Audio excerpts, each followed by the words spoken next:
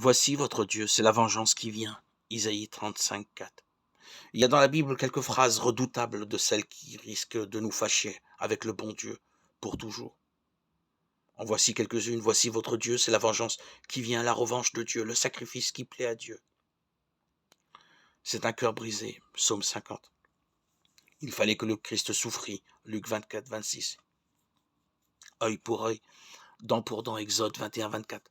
Sans compter les prières empreintes de violence et de haine dans les psaumes, comme celle-ci, Seigneur, détruis-les, psaume 54.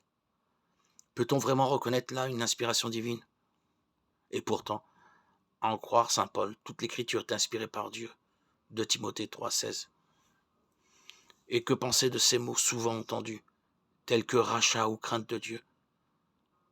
Nous ne savons pas trop bien articuler tout cela avec la conviction pourtant bien ancrée que Dieu est amour, comme saint Jean se plaît à le répéter.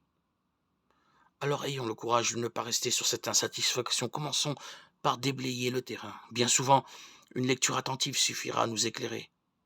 La fameuse phrase d'Isaïe, « Voici votre Dieu, c'est la vengeance qui vient, la revanche de Dieu », par exemple.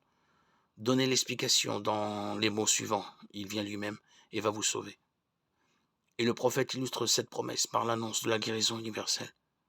De la même manière, l'expression crainte de Dieu s'éclaire grâce à de nombreux parallèles.